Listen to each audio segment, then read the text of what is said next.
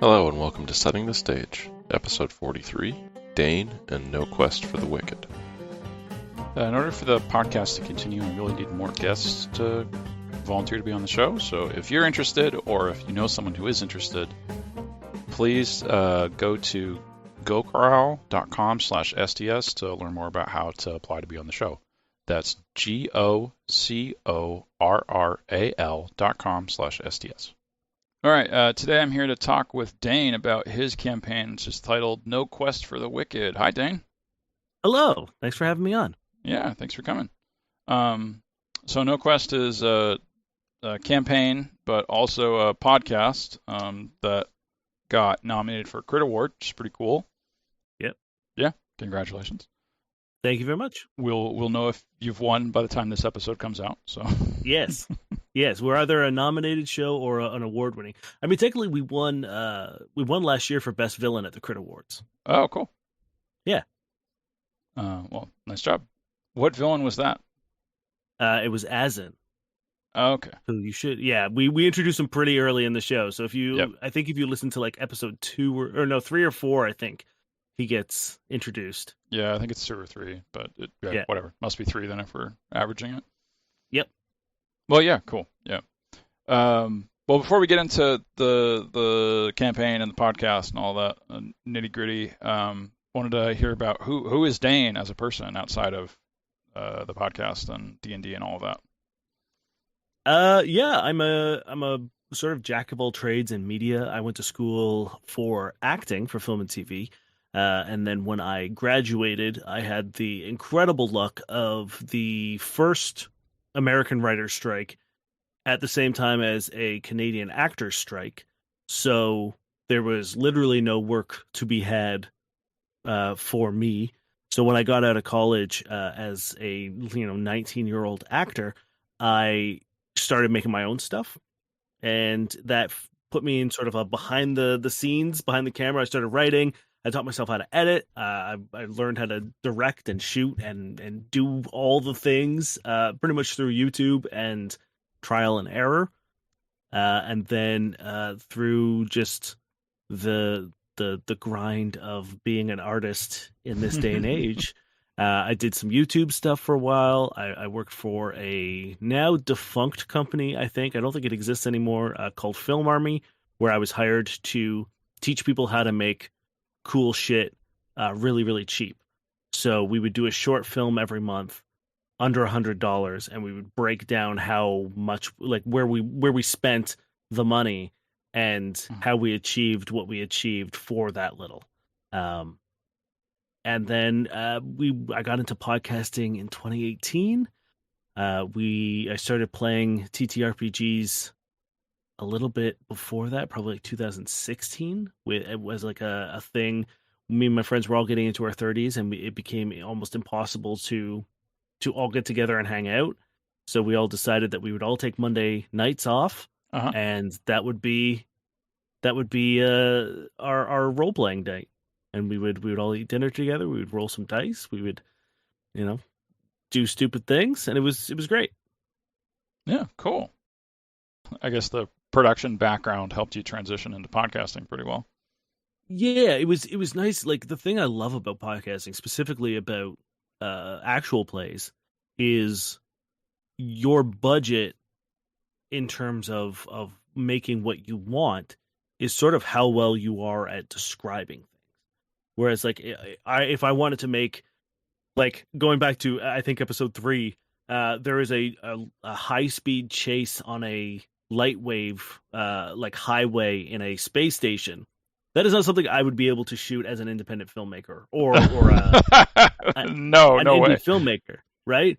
But I was able to do it very easily in the show. So it's really nice to have an audio medium where your creativity is kind of limited. Like, your budget is your vocabulary or your excitement about the project, right? And if you can describe it well enough, like, everyone makes the movie up in their head, as long as you can put the words out there for them to piece together. And I think that's like the beauty of it, where it's like, oh, I don't have to worry about how I'm going to cheat this, or I don't have to worry about how I'm going to get the money to do this, because all you need is a decent mic and some web hosting. Yeah, and I think thinking of that specific scene, like the Lightwave stuff, that's very evocative. And the cars themselves you're describing as like minivans or sedans or coupes, but also like the cop cars all have like names that are named after swords. Yeah. And I know they're not actually like shaped like swords necessarily, but even that like gives a sort of feeling of menace to those cars within that scene. Right? Yeah. It's funny. Yeah, it's like, and what you're talking about there is like the police force on the space station are called the Blades.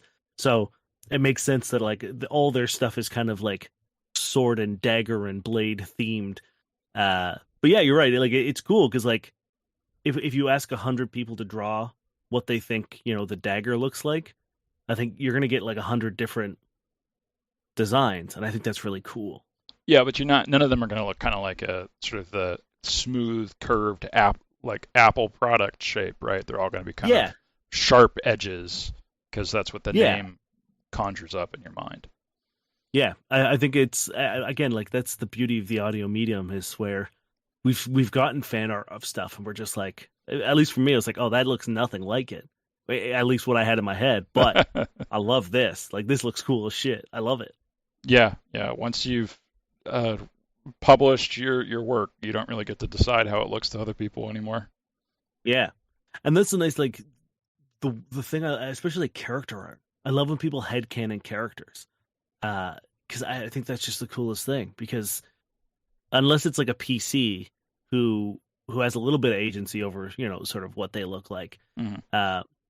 When it comes to NPCs, I give the description sort of first and foremost. I give the important details, defining characteristics, and like I love watching people just make characters out of the NPCs. It's so cool. Yeah, and you also have like part of that. You had the thing where people can submit their name to be an NPC, right? Yeah, I mean that was, oh man, I would say a very large outside of I don't think I put too many major characters. A lot of the major characters were written prior to release. Uh-huh. So people like Short Jack, Jenny, all those people were kind of like already in my head and already defined characters. But pretty much everyone you meet otherwise in the show were either actual people who like reach out to us on Twitter or whatever, or we have on our Discord a name submission channel, and people would just like flood various character names that they thought were cool, and I would go through and like pick the ones that I also thought were cool or that fit. One of the main cast or like crew members that you meet like sort of halfway through, Cathan, was named by an audience member, was a listener suggested name. Oh, that's cool. Yeah, I feel like a lot of times something like that it's done as a throwaway thing. Like one of the examples I'm thinking of is like South Park had some contest that they were forced to do by their production company, or distribution company, and they made it like where they had to include someone got to go on the show, and it's like that person's on the show for 5 seconds at the end of an episode where they come on and say, "Hi, I'm this person," and I don't remember their name, and it was clearly like they did it as a joke, to like they're included but not really. Yeah. I think Cartman tells them to shut up immediately or something like that. But yeah, incredible. it's cool to have it like actually be included for your show. Yeah, there are certain characters that are jokes, but yeah, I would say the majority of NPCs you meet that are like sort of arc specific or like chapter specific, majority of them are named after suggested names. So I think it's a fun way to incorporate the audience. Like a podcast is a collaborative medium, and not just with the people that you're making it with, but also with the people who are listening. I think you need to. It's what like the big defining characteristic between running a home game and running an actual play show is your home game doesn't need pacing. As long as everyone at the table's having fun, and it doesn't matter if you're in the same town talking to the same shopkeeper for 4 weeks. If everyone at the table is having a blast doing it, it's great. But you have to consider that, on an actual play, you have an audience that's listening, and that might not be fun for them. So it's nice to be able to like sneak in ways of both appreciation and collaboration with your audience. I think that's a really, really cool part of the medium. Yeah, I think part of that has to do with like the this is a little capitalist here, but where the money is coming from for shows. Yeah. Like a produced show like South Park, like they were forced to include that person because of the distribution company saying they needed to. Mhm. And in a lot of other cases, like, yeah, there's a production company, a distribution company that's giving them the money to do the show, so they kind of have to do what those people say. And then for podcasts usually the main source of money, or at least like positive feedback that you're getting from, which is, also great to get, is coming from the people that are listening. Yep. And you don't really have a production company that's telling you what to do, like your listeners are telling you what to do because they're telling you what you want, what they want. Yeah, and it's nice to, like you said, like feedback. Obviously, positive is the preferred, but anytime you get like a criticism as well, it's something that I think you need to take with a grain of salt, because everyone loves to hate everything nowadays. But I think if someone raises a concern, I think it's worth listening to and reflecting inward and with your cast members of being like, is this something worthwhile?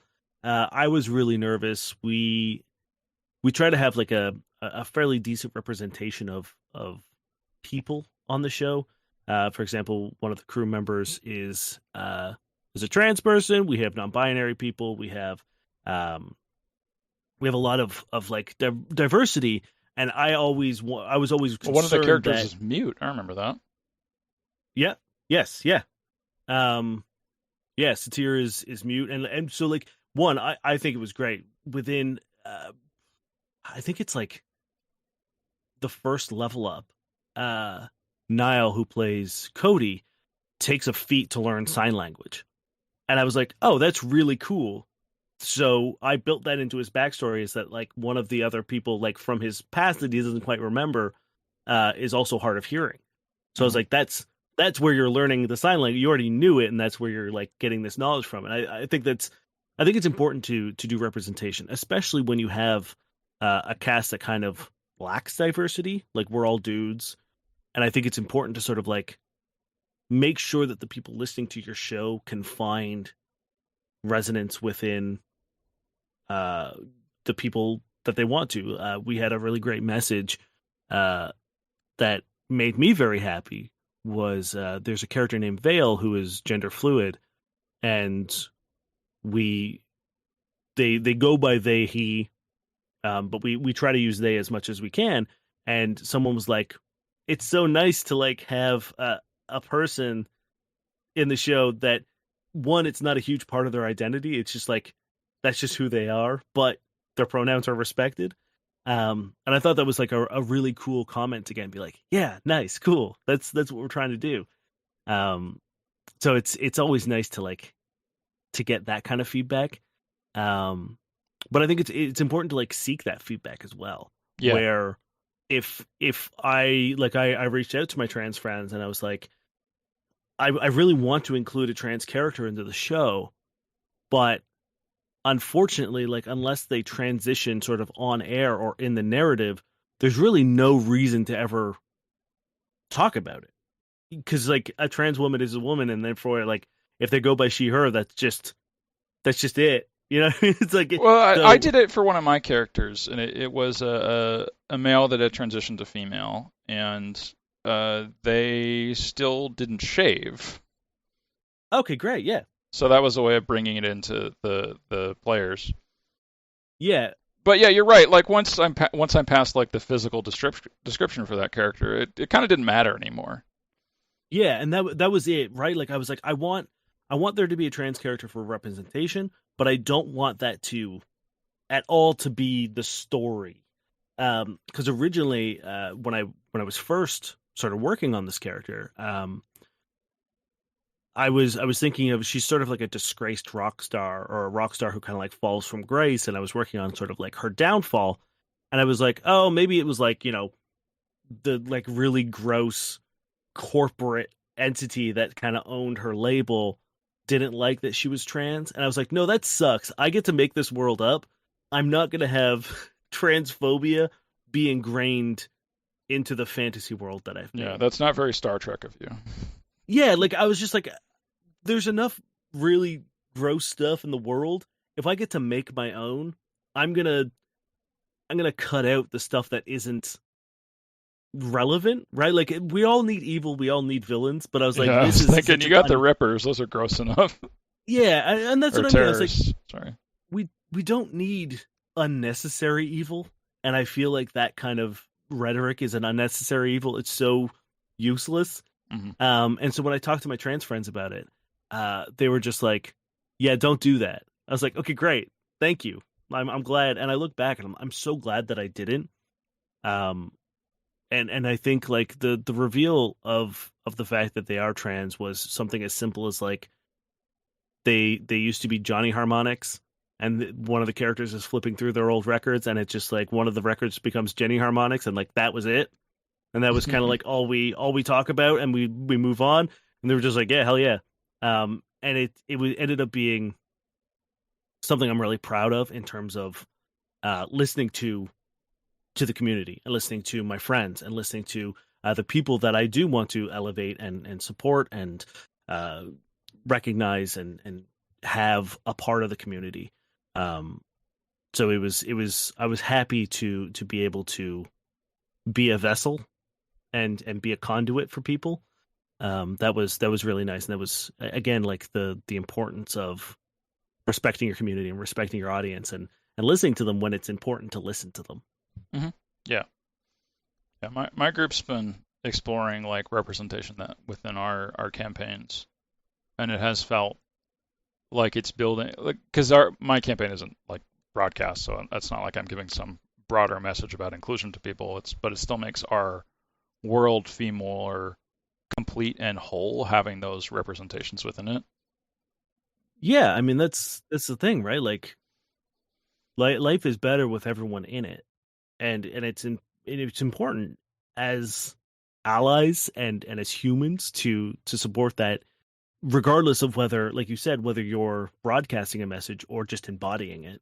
I think it's really important and cool, because eventually, like, if you do have someone who falls into one of these communities who sits at your table, the most important things to us, and this is kind of what we talk about on session zeros, especially when we have guests, is like, we first and foremost, we want everyone to feel safe at our table, and second, we want everyone to have fun. Like, those are the only two things really that matter to us.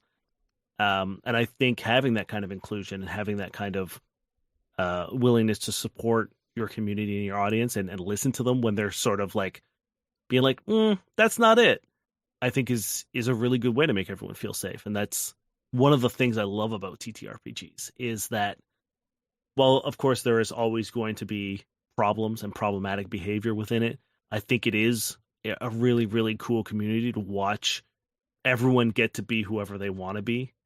And that kicks ass. Yeah. Well, what got you started playing RPGs in the first place?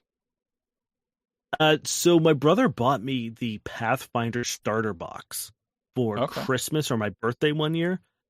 I had always wanted to play. Like, I love, as an actor, like, I love role playing. I love all that kind of stuff. But trying to like figure out, it was always, it's daunting, right? Like, as anyone who's ever started, it's scary to like open up a book and be like, I don't know what any of this means, and I don't know where to start, because it's 300 pages of essentially nonsense until you sort of get a hold of it. Yeah, like Monopoly is 2 pages of rules, and you can mostly understand what you're doing by just looking at the game pieces, compared to an RPG where there's a lot especially more. One as rules dense as things like D&D, like 5e or Pathfinder, where there's so many like if cases and cases, and there's so much in it, like especially Pathfinder 1e, which is a derivative of 3.5, where there is a rule for literally everything. Like, no matter what you want to do, there's a rule that's probably too complex to do that thing. So it's daunting. So I was lucky enough to, I think I just made like a Facebook post, and I was just like, I want to learn how to play Pathfinder. Who knows? And someone that we knew was like, yeah, I know, I'll teach you. So we got my best friends. We were like, okay, well, we've been looking for something to do together and collaboratively, and like a reason to like make sure that we hang out every week. Uh-huh. Because like I said, I was like, we were all, all of our jobs were getting busier, our lives were getting busier, Right. and as everyone knows, scheduling is the main enemy, is the BBEG of tabletop RPGs. Yes. So we tried the like, when are you free? I'm free Thursday. I'm free Wednesday. I'm free Tuesday. We tried that for like a month, and we were like, this sucks. So we were like, okay, the options are we all agree on a day and we just like, that's our day, or we play without people if they're not available. Yep. And so we all, like I said, we all agreed on Monday. Monday became our game night. And that was like, for those of us who worked in the service industry, because a few of us are bartenders, it was like the light at the end of the tunnel for the weekend. And then the people right. Yeah. who were 9-to-5ers were like, oh, this makes Monday not suck. It was great. It was such a great release of being like the start of some people's weekends technically, and the start of some people's work week. But we get together, we would all have dinner together, and I was like, how many people in their 30s can say that like every week they sit down with their best friends and have, they play some video games, they roll some dice, they have a meal together. Like it's so uncommon, and it became like our Pathfinder game nights were the vehicle of like sanity for us. Yeah, I also feel a lot happier and more fulfilled in a week where I get to play RPGs with my friends than weeks where I don't get to. 100%. Yeah, it's such a, and I tell this to everyone. Like a lot of people kind of roll their eyes. At least they did. It's becoming far more acceptable to play TTRPGs. I think I like everyone I know is now either trying to get in a campaign or actively playing one. But there used to, and there still is like some eye rolling, and I'm just like, I promise you, with the right system and the right group of friends, you will love it. And I strongly believe that like there is a table and a game for everyone. Yeah, I even feel like there's some board games that can work just as well if you like include a like minor, like fake role playing element to them to make it more fun. Yeah. And people do that on their own, like twirling their fake mustache when they're playing Monopoly, going back to that example. Yeah. I also like to role play that one day I could own a house. Uh-huh. Or a whole hotel. Oh boy. Yeah. But yeah, I feel like people already are playing that kind of role in lots of different ways, and RPGs just kind of take it a step further.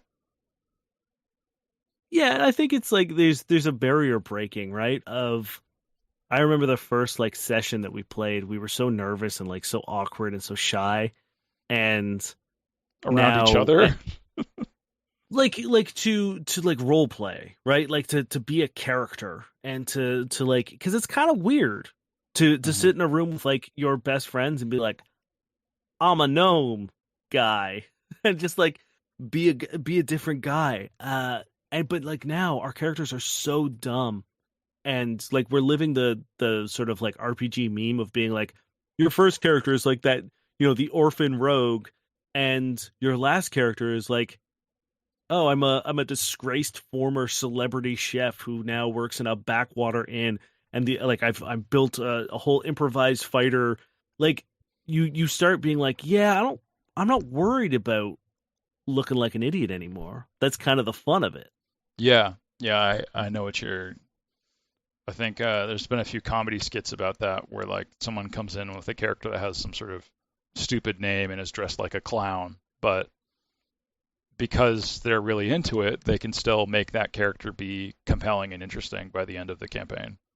Yeah, I mean, we briefly played a campaign that was like that took place in kind of like a magic school, kind of a la Hogwarts, and a friend of mine was playing a barbarian who thought that like using power attack and rage were casting spells. So he would like he would be like, yeah, I'm gonna cast like sword, And that was his like the whole gimmick was just like he was at this magic school and no one kind of had the heart to tell him that he had no magical ability, but he was a worthwhile fighter in our group. So everyone was just like, yeah, man, I guess you could stay. It's cool. Like we just won't tell him that power attack isn't a spell. And it like I was like, this is such a dumb idea and such a stupid character concept, but it was so much fun. It was such a great addition to our table. Yeah, I feel like there's a lot of out there character concepts like that that work as long as you're okay with it being a little silly. Yeah, and, I mean, it depends on the genre you're doing. Like the hard-boiled noir detective style wouldn't really work for that specific type of character. But like, of course, James Bond is just a step away from that genre-wise and has so much more ridiculous stuff in it. Yeah, and that's the importance of a session zero, right? Is like setting the boundaries of being like getting a vibe test of your characters, and then being like, okay, that might not fit. And then hopefully the players being responsible players being like, okay, here are the tweaks I'll make. Mm-hmm. I think that's the collaborative nature that we all love about this little hobby that we have of ours. Yeah, I think it's really fun to set the parameters of a series. Like I've got one coming up shortly, and I described it as like Disney core. I was like, I've done so much like serious stuff and horror and cosmic horror, and I was like, I kind of want to just chill out a little bit and not have to describe some horrible, twisted, grotesque monster or transformation. I was like, so let's like make characters that would fit in the universe of Tangled, and that is where we're gonna keep it light. We're gonna keep it fun. And for me, that's really exciting because I don't get to play in that space ever. And it also allows the players to not have to worry about like, gotta have this like 5-page backstory of tragedy and loss. It's like, no, you're just a little guy trying to be a hero. And that's kind of fun to play with every once in a while. Because I feel like as you play the hobby, you feel like the classics are taboo almost. Uh-huh. Yeah, it's like I've done that. I want to try something new. Yeah. Like I've seen that movie. Yeah. Yeah, and I think it kind of like comes back around where you've done so much insanity that sometimes it's nice to just be like, I'm a sword and shield paladin who just wants to get rid of evil in the world. And like that's nice. I can have fun playing this again because I haven't done it in so long. Because my last character was, like you said, like I was an alien clown who made a pact with, a rubber chicken or something. You know what I mean? It's like you've chosen so many insane things for your character concepts that sometimes it's nice to like just be like, no, I'm a barbarian that wears a loincloth, and that's it. That's my character. Yeah, I did something like that where the first DM that I'd played with and taught me how to play, I did a campaign with him a few years ago, like 20 years after I'd started playing, and I decided I would just play the exact same character I'd played with him the first time. Hell yeah. Say pretty much the same stats, same. There's a different system, so I had to like tweak it to make it similar, but yeah, almost the same in every way, same name, and pretty much the same personality, and it was fun. Did he remember? Oh yeah, he did. Okay, I was gonna say it's like it would suck to like go through all that trouble of converting a character and be like, great, this is a great character, just not get the joke. Yeah, well, we'd played that other character for like 2 or 3 years, so yeah, he definitely remembered. Nice. So you were DMing from the beginning with Pathfinder? No, so I was a player, and that was it. I wanted to play, so it was like we need to find someone who could run the system. All right, so that guy that messaged you, okay.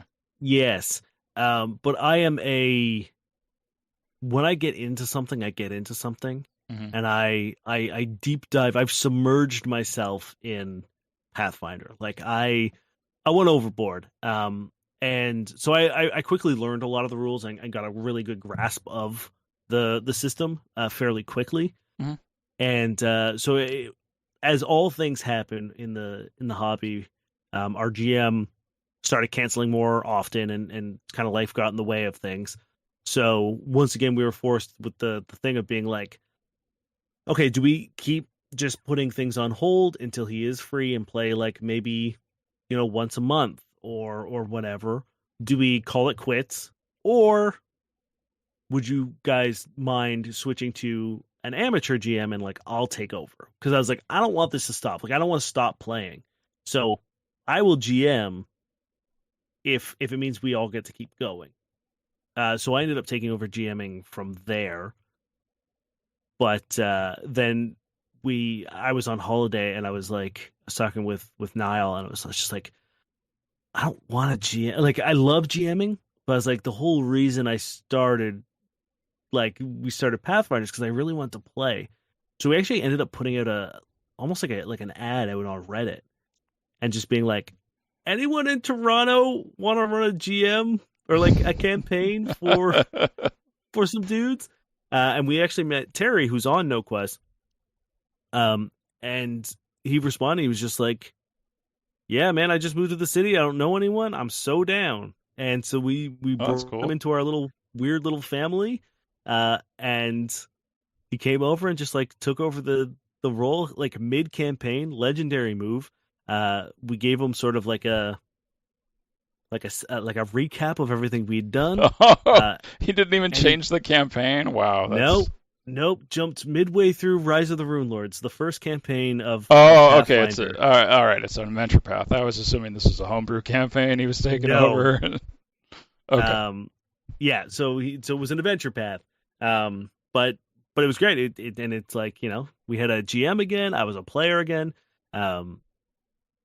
But yeah, for the show, I think I'm gonna probably be the one who's the main DM. I'm the DM for season 1, and I'll probably be the DM for season 2. Yeah, the next couple of months are gonna be insanity for us. So I can barely remember the things that we have to do. I will definitely lose track of anything else. What do you got going on? So season 1 ends by the end of August. I think August 21st is our final episode for season 1.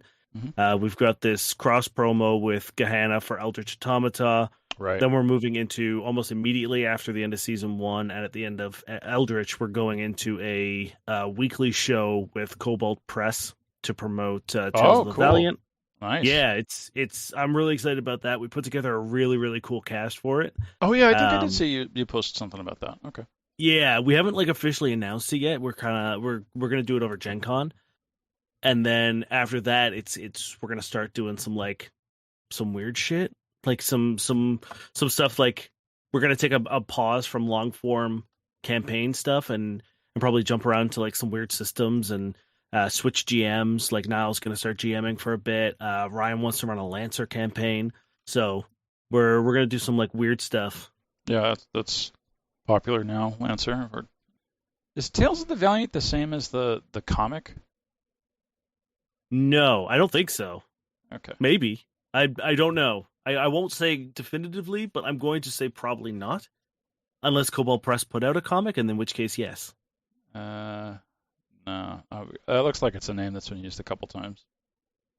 Yeah, it doesn't strike me as the most original of names, but I'm even trying to find the comic I was talking about, and I found a different one. So yeah.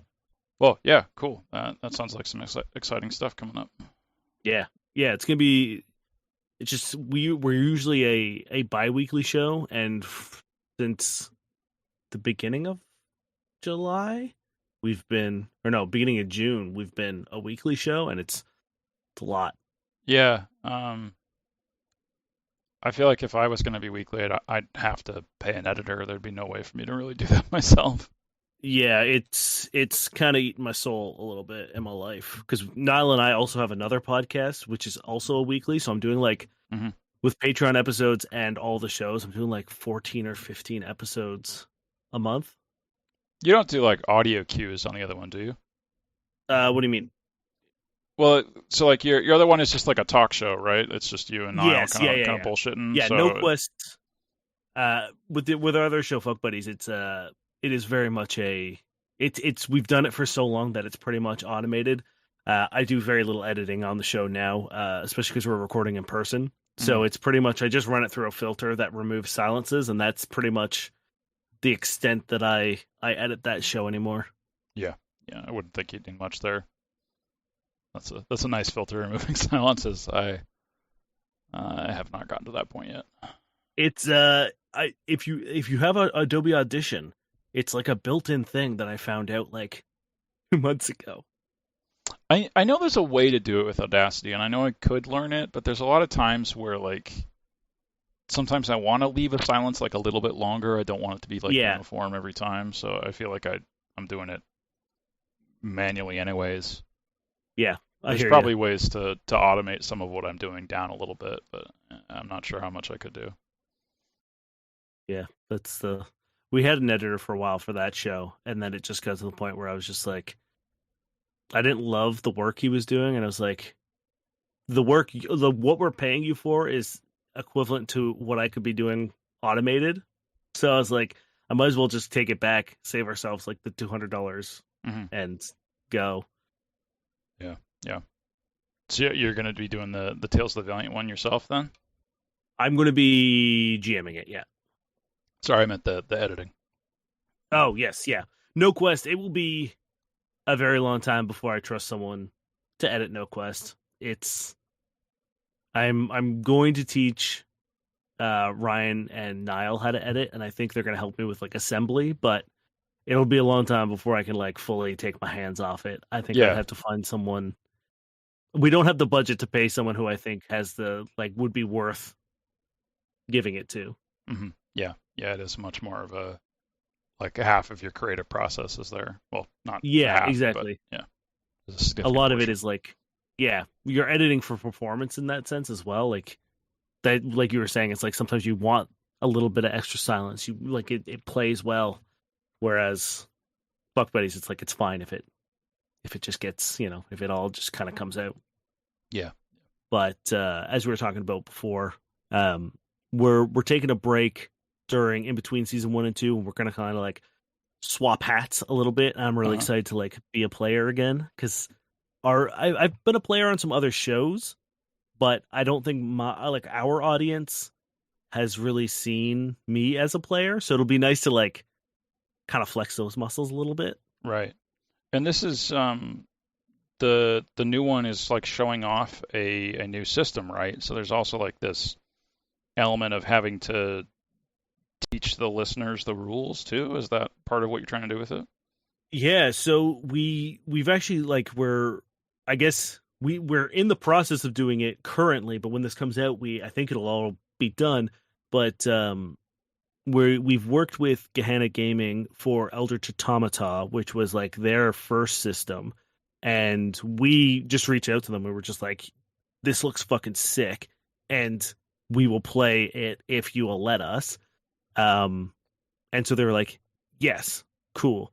So we got to do that, and that was very much under the pretense of we want people to when it comes out, you can direct them to us and be like, if you need a quick sort of short listen to how to play the game, do this.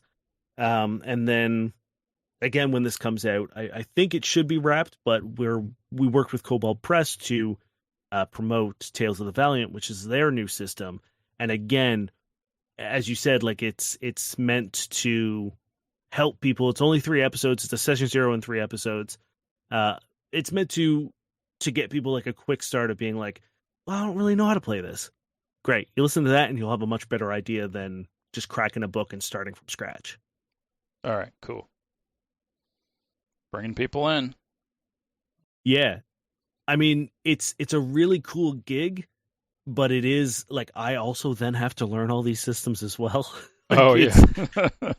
It's a lot of work. Thankfully, like between the 3 of us on the shows and the main cast, we usually are able to like retain certain knowledge, and the stuff that I don't remember now remember, and if the stuff that we don't remember Ryan will have. So thankfully we kind of like feed off each other in terms of database of knowledge, because at a certain point you hit like critical mass of how much new information you can take in at a speed that you need to in order to like record, like get the rules and then be recording within a month of being like, cool, here's a system I've never played. Hopefully it goes well. And we haven't recorded Tales of the Valiant yet, but Eldritch Automata has gone well, thankfully. So knock on wood that it continues to go that way. Yeah. Yeah, I hadn't thought about the rule book reading aspect of it. That's definitely can be a big time sink.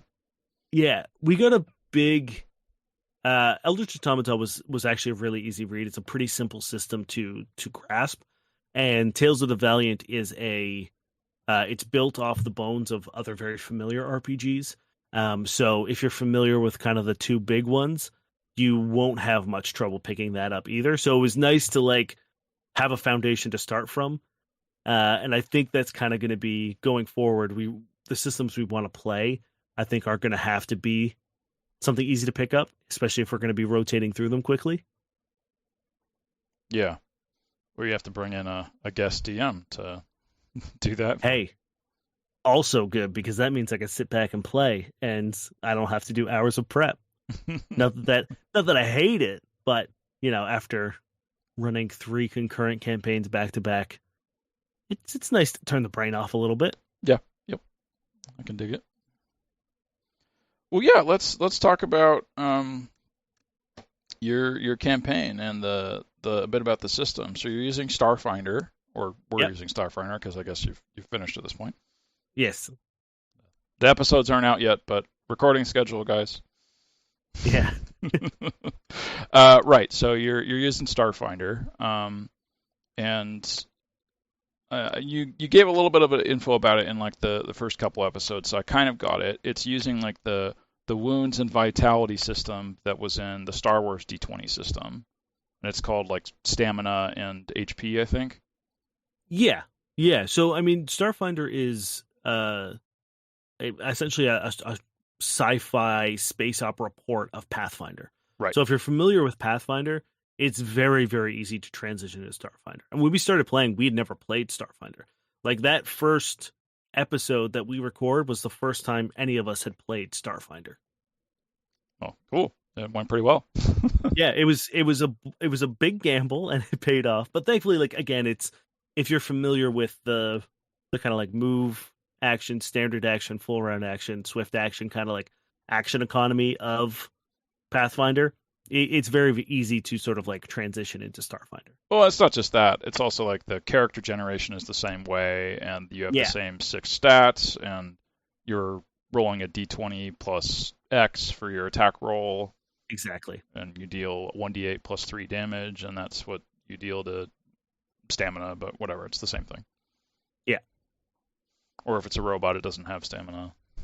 The stamina system for Starfinder it's one of my favorite things, because it, even at level 1, I find that like those are levels where you want to like play around the most, especially for new players, because you don't know the system, right? Like if you've never played a game before, that's when you're like trying things out and being like, oops, I forgot about attacks of opportunity, or oops, I didn't know about reflex saves or anything like that. Right. And when you have 6 HP, there's such a small margin of error. So I like that Starfinder gives you that buffer right off the bat of you feel a little more protected and therefore a little more willing to do a thing. Whereas like that first, like those first 1 or 2 levels in sort of the traditional like D&D or Pathfinder are so scary, because like a good nat 20 from the DM could one-shot you. Yep. And that to me, I'm like, ooh, I don't love that. That's not a good place to be as a GM or as a player. So I really, the stamina system in Starfinder is really, really cool. And I feel like it also like, so for those who don't know, stamina for Starfinder is a almost like temporary HP, an extra pool of health prior to going into HP, but kind of like a short rest in D&D. There you can take a 10-minute rest and you replenish all of your stamina. So I feel like it's also nice because like you're not sitting there being like, I cast Cure Wounds, I'm going to use my rod of healing. I'm going to use cast wounds. I'm going to drink a potion. Like that to me bogs the gameplay down. So it's nice to just be like, I'm going to use a resolve point. We're going to take 10 minutes and all of our stamina's back. Like that's nice to me. Yeah, and I always thought it was sort of viewing the game as kind of like a movie. It's kind of like that sort of supernatural ability that heroes have where they're never hit by like the stormtroopers or something. Yes. And I talked about the Star Wars D20 because it used the same concept, where the stormtroopers are hitting your AC, but they're hitting your stamina, so they're actually missing you.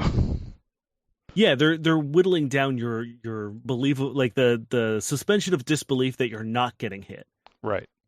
Yeah, a very fun way to look at it. And I think kind of like going forward, I think that's kind of how I want to roleplay it. Like, I think I want to shift away from stamina being whittled down from attacks and wearing you down. I think I do want to, like, in Season 2, I'm kind of interested in going that direction of being like, it was a near miss, and stamina is more like a luck pool than it is a physical reserve.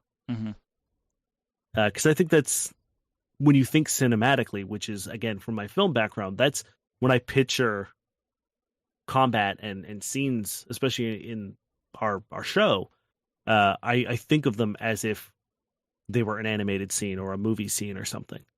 Oh, have you read the Feng Shui system? No. Okay. It's designed to be like a kung fu action movie kind of style. I couldn't be more excited about that. Yeah, it's got rules so for fun. car chases and gunfights and foot chases, martial arts stuff. And combat is, instead of measured in rounds, it's measured in like shots and sequences, like camera shots. Oh, yeah. So like an action takes 3 shots. So it's like, here's the over the shoulder, the gun fires, and then the bullet hits him. That's the 3 shots that you just used. That's really cool. So during the pandemic, I actually wrote my own RPG because I was in lockdown for like 13 months. Everyone had a project, yep. Yeah, so I was like, you know what? I got nothing to do. I've got a deck with a lovely view. Let's do this. And it's very similar. So I wrote it, and it's like a cheesy. I also watched all of the Fast and the Furious movies, so I was kind of on a kick of over the top, insane action movies. Yep. And that's kind of the vibe of this RPG that I wrote, of being like, you have your actor, you have your sort of like classic action movie archetype. They can all kind of do their own little things. But yeah, it's like meant to be like, you can call cut if you don't want to. Like that's how you kind of like re-roll is being like, nah, cut, I want to do another take. And just depending on how much star power you've earned during your scene, you have like an off-screen persona and an on-screen persona. So your off-screen persona can be like, I want to be the star of this shot. I don't want his role to succeed. I'm going to take his success or whatever. You know what I mean? And it's like your diva power. Yeah, it's like you have sort of your ego, your actor ego, and your character persona are two different things, but they're either helping you or hurting you. And it's been, I had a blast making it, and I think during our break between our 2 long form campaigns before we start up season 2, I kind of want to run it. But now I'm interested in looking at this Feng Shui thing and see if there's some crossover. You know what I mean? Like if there's some like ideas that I might be able to sort of like transition into that, because that sounds like a lot of fun. Yeah, it's a cool system. It's got all the archetypes like you were talking about, and it tries to cover like a wide range of kung fu movies. So it's got like sort of the ancient things like archers and swordsmen, and then it also has like cybernetic stuff from the future. And nice. Okay. It's got rules for being like the Teenage Mutant Ninja Turtles, because that's basically the same genre when you think about it. Yeah. That's, as someone who's currently binging Cobra Kai, and I love a good genre. Like I love when someone just digs their heels into whatever genre they're doing and be like, no, this is the most important thing. Like my favorite thing about Cobra Kai is the fact that every one of those characters really does believe that karate is the most important thing in the world. And to me, that is, it's crack cocaine for me. Like, I love it. I think it's so funny and so engrossing and so charming and endearing when anything believes wholeheartedly in the genre that it's like, you could give me an RPG about anything. You could give me an RPG about like ballerinas, and if you've if you've dug your heels into ballerinaism, I'm there for it. I'm in it. Like, you couldn't drag me away from it. It doesn't matter what it is.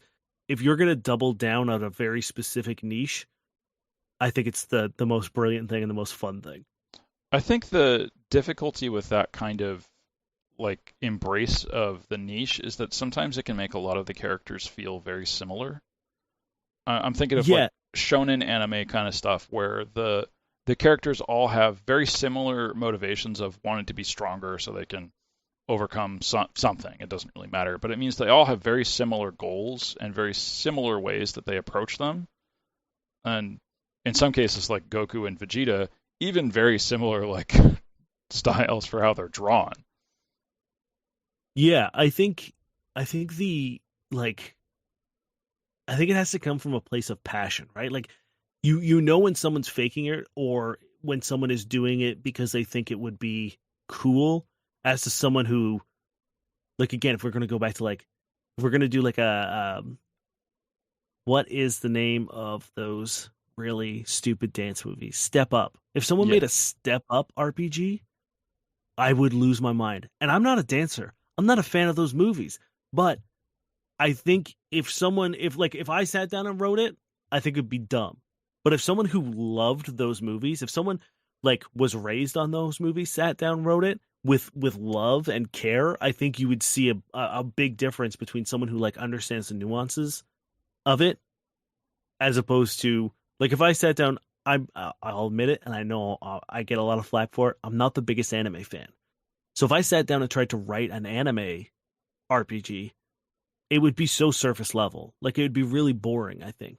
But I'm sure any number of people could make a kick-ass anime thing if it's what they love. So I think it really comes down to, and I believe this with genre, regardless of like what medium we're talking about, is you can spot a fake lover of genre very easily. Like, you can look and be like, oh, you hate this genre. And I just never understood why. Like, looking at if you look at like how they treated The Witcher, the Netflix show, where it came out that like half the people in that writers' room were like, "Oh yeah, no, we hate The Witcher. The Witcher sucks." It's like, why are you here? Yeah, I don't think I have much to add to that. Yeah, it is a sad thing they did for that show, and yeah, I feel like it would have been better if they'd maybe put like inspired by instead of The Witcher. It's like The Witcher reimagined. Like, there was that cartoon that they did of it, like the sort of flashback cartoon to like when Geralt was a kid. Like, that was fine. I enjoyed that. That was a good little episode. Yeah. And some of the first season for The Witcher is like insane with how it's edited, but at least it's fun. This is the thing, is like it's you still get the tinge of being like, oh, there's a very small amount of people who care about this project. Like, you're just making it because it's big, right? And the same thing with like the Halo show and like all these big IPs of being like, okay, someone got the rights to this and made it because they thought it was going to make money and didn't think past it. It's why I don't get excited about movies anymore, because I find that 9 times out of 10 when you go to see a movie, if it's like a big studio, you're like, oh, no one proofread this. You slapped a big name on it and just moved on. And it's like, it's so bad. Like the new Jurassic Park movies, like all the Jurassic World movies are so bad. And it's not hard to make a movie about dinosaurs cool. If you're going to do something, like, at least care about it or pass it on to someone who does. Yeah, I think there's a lot of problems with Hollywood right now where they like have to make movies be about established properties when like they'll take a script that's about something different and then change it into a script that's about an established property so that they can have it be like a sequel or a side movie or something. Like you're talking about Fast and Furious before. I feel like Hobbs and Shaw, for example, was probably not originally a Fast and Furious movie. That was probably some random buddy cop script that they worked on to turn into a Fast and Furious movie. Yeah. Or a superhero movie because they do stupid things. Yeah, you know what I mean? Like, yeah. And they were probably just like, Dwayne Johnson probably got the script and he was like, actually, you know what? Let's make this like, because I'm pretty sure he was an exec producer on that. So he's probably just like, no, let's make it a Fast and the Furious movie. Yeah, you're right. But then you get like the Fast and the Furious movies, and aside from 9, in my opinion, they're very obviously made. Like when they're made, they know how dumb they are, and they're okay with it. Mm-hmm. 9, I think they went a little too far in the meta game of being like they kind of winked at the camera, and I was like, no, don't look at me. This is our dirty secret. Please don't look at me. Just be weird and stupid and over the top. That's all we need here. But it's a movie that did what I wanted it to do. Yeah. It's not high cinema. It's I'm here to watch cars blow up kind of stuff. Yeah. I've got a 6-pack of Corona, and I'm going to drink every time you say family. Oh, okay. You're drunk by the end of 10 for sure. Yeah. There was a lot of family focus in that one. Okay, well, back to Starfinder stuff. Yeah, we're getting distracted. I'm sorry. Yeah, far off track. Okay, so Starfinder is set in the same world as Pathfinder officially. Like it's got Galarian, except it has like the Gap. Which you talked about like not having in your campaign. And the Gap is like this thing where there's several hundred years of history that's just kind of missing and no one remembers it, which is supposed to explain the sort of, we don't want to answer every question between how we get from Galarian for Pathfinder to Galarian for Starfinder. Yeah, it was their way of just being like, we're not going to tell you how you get to space. You figure that out. You come up with it or whatever you want. Yeah, and if you have a particular character that's grown up in your Pathfinder Galarian world, they can, and is immortal, they can also exist on Starfinder, and it's fine. Yeah, it's cool. I think it's a great, clever way to add a lot of flavor with not answering anything. I think they did a very good job with that. Because it's like you said, like it's just their way of being like, nah, figure it out. You're good. Yeah, and it means they don't have to lock down the history of Galarian while they're still writing stuff for like the current era. Exactly. Yeah, it's a very, very smart move on their part, especially with like Pathfinder 2e out and Starfinder 2e coming out, I think, in like a couple weeks. I think it comes out at Gen Con or after Gen Con. So as of this recording, I'm pretty sure 2e is out. Yeah, I think it's coming out in October, and this is the episode that we're recording should come out in November. So yeah, I think you're right. Yeah. So it's nice. It's like it's cool that you can, and they've specifically made the systems for 2e completely backwards compatible. So every character can go into either system without changing anything, without having to worry about anything. They're all, every class can work in, like Starfinder classes can work in Pathfinder can work in Starfinder. There's no difference. That's cool. Yeah. So I feel like your setting for your Starfinder campaign was a bit different because it feels like yours is a single system of Casa-Mal. Great name, by the way. Thank you. Bad Home, love it. Yeah. So you got all these different alien species that show up there that presumably did not all evolve on the same solar system. So did you have a story for how they got there? Yes. Essentially, there is a mysterious alien race, and as you talked about, the Gap doesn't exist in my campaign because I really wanted Earth to exist. Right. Specifically because Niall's character, Cody, is this robot that was raised on like cheesy 80 action movies. Yeah, he's like the last action hero, but like as a character instead of a parody film. Yes, yeah, exactly. And I was like, that doesn't work if you are parodying or sort of like referencing movies that doesn't exist, right? Like we could have made up a whole, bunch of films that you're quoting, but no one, like, that doesn't mean anything. So like it's nice that you can quote Die Hard. It's nice that you can quote Top Gun. So I was like, okay, Earth needs to exist in order for that to work. So that was a pretty large contributing factor to sort of like reworking the gap. Like you said, it's like I wanted it to feel like the universe is very large, but Casa-Mal, despite the fact that it's a whole solar system, is very small. When you think about where like we don't know where Earth is in comparison to it, but we can guess that it's not very close.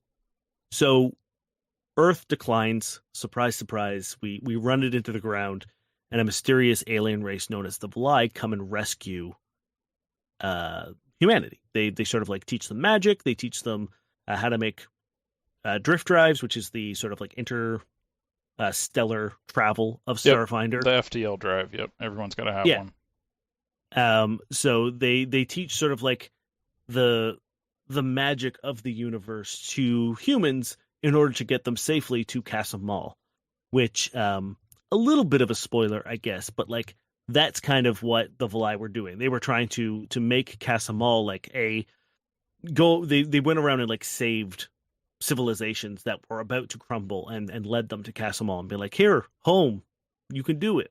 All right. So and when you say magic, you mean actual magic, because this is a sci-fi, but also a sort of, like you said, Pathfinder's compatible. So all of the wizards and clerics and stuff still function within this universe. Yeah, it's science fantasy, I believe, is like the name that they've given it.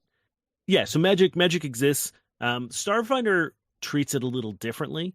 So it's more sort of like an attunement to like the cosmic and universal forces, as opposed to like, whereas there are arcane and divine and natural in sort of the traditional fantasy sense. These are more sort of one of the classes is called a witch warper, and their magical source isn't necessarily them casting magic, it's them altering reality. So their whole magical ability is being able to tap into like where the lining of the universe thins in between different realities and open up a portal into a volcano and flood the place with lava. Or they're able to change reality in the sense of being like, oh, a grenade was rolling towards me. I'm going to alter the floor where in another reality it's sloped and it rolls back away from me. Okay. And the other casting class is a technomancer. So again, they're using sort of like magic that's based on sort of like their ability to communicate with electronics. And then finally, the cleric class is called mystics. And they sort of are the people who can attune themselves to the magic of the universe.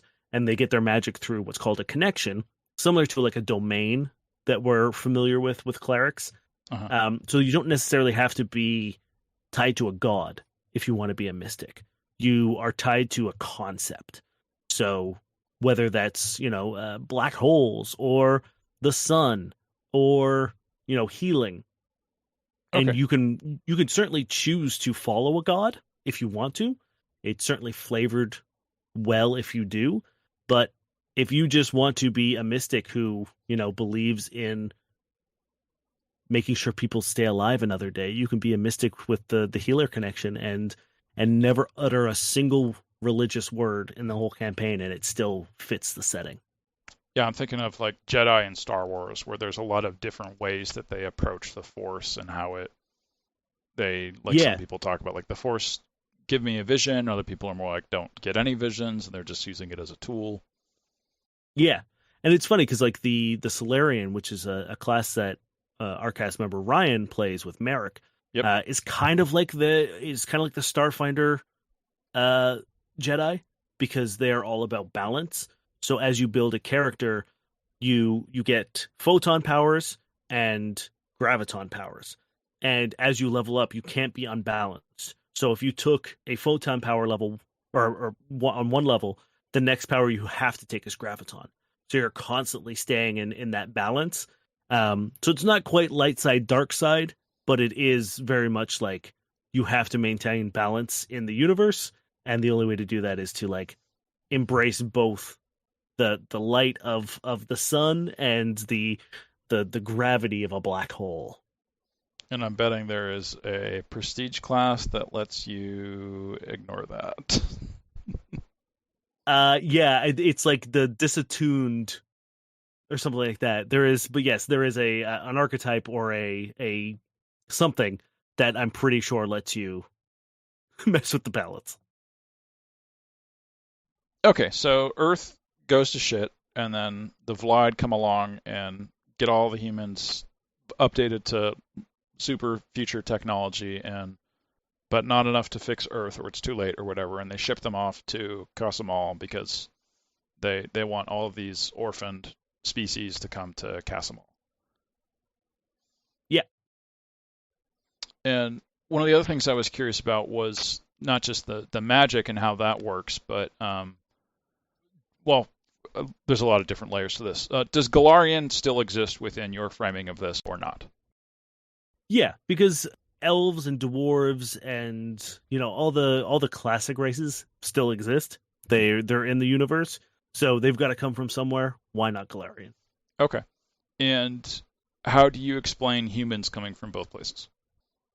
That's an excellent question. I think that they might not be the same kind of human, if that makes sense. Very, very similar in physiological build, but in my mind, if you take a Galarian human and test their DNA, it will not be the same as an Earth human. Okay, so same phenotype, different genotype. Okay, gotcha. Yeah. Okay, so Pathfinder has all of the different planes and the different gods, and like the Wrath of the Righteous has this there's a hole in Galarian that hell is spilling forth is a big world-threatening problem. The world wound.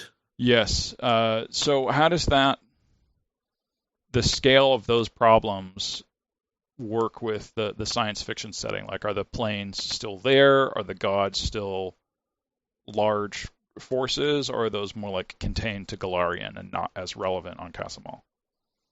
So the planes still exist. I'm trying to think I don't think we do a whole lot of planar stuff in this campaign. Again, because all of our player characters in the first campaign didn't take magic. Mm-hmm. So a lot of the sort of magical side of stuff never gets explored, because I didn't really want to be it's a planar adventure that none of you can access. And because, again, they didn't go a magical route, none of them really chose much to do with the gods either. One character, Durin, has a backstory with one of the gods, the grandmother rat, and that's just sort of the Ysoki, which are the rat people, right. Patron god. And she kind of oversees a fairly large civil war amongst the clans. But there are, I reference quite a few of the gods sort of in passing. At one point in time, they're at a church of Talavet that they get a blessing from. So there's the gods exist, but just due to the nature of the campaign, they don't really come up a whole lot. And part of that is narrative, and part of that is forward thinking of, if we ever translate this show into another medium, we don't have to change too much to avoid copyright. Yeah.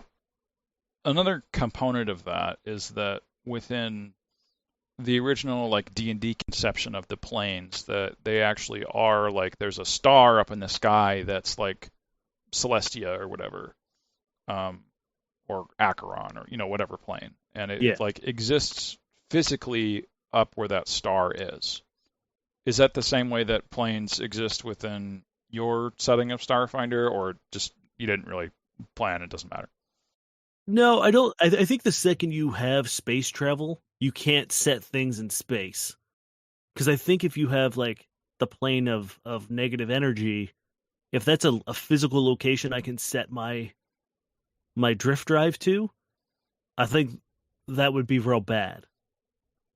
So I think it's more of a, the way I see it, and I'm pretty sure this is the way that Pathfinder has it set up, is that they are quite literal like planes. Like they are like flat surfaces that exist in the sort of like cosmos of reality. And if I'm not mistaken, it's the ethereal plane and the shadow plane overlap the material plane. Yep. Yeah, and then the elemental planes are coming around, like circled around, and then I think the negative and positive are also touching.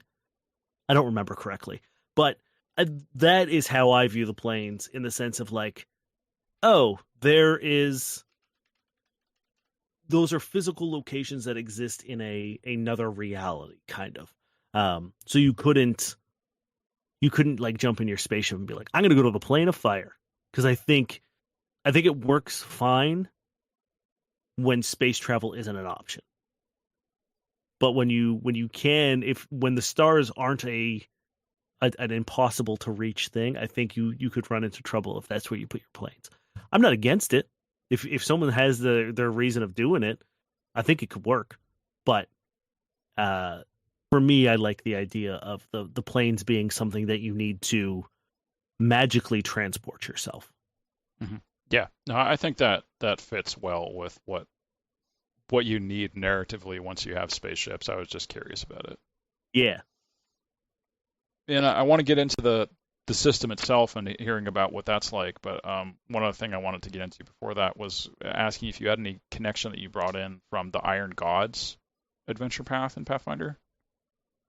No, again, we tried to keep this as independent from pre-existing stuff. Pathfinder and Paizo have a really, really great, almost like Creative Commons license, where they're very cool with you using their IP, but we wanted to keep it as independent from pre-existing material.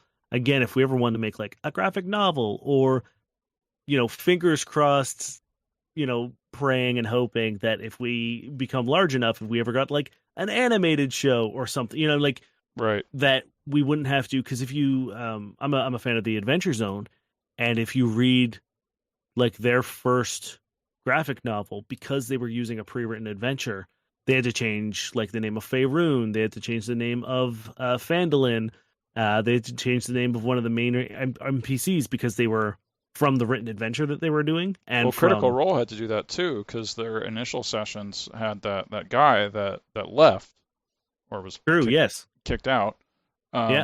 So then that character, because that character belongs to him, is not licensed for use on the show. Yeah. So the cartoon that they're doing can't have that character in it. Yeah. So it's we tried to distance ourselves away from A, pre-existing knowledge, and B, pre-existing stuff, just in case we ever need to or want to translate this to another form of medium, and we don't have to have the headache of really going through too much. Gotcha. Okay. All right. Well, yeah. Let's get into the setting itself. So Casa-Mal, it's got a couple different planets, and you described them in like your Session 0 world. Well, I guess system primer. Not quite world primer.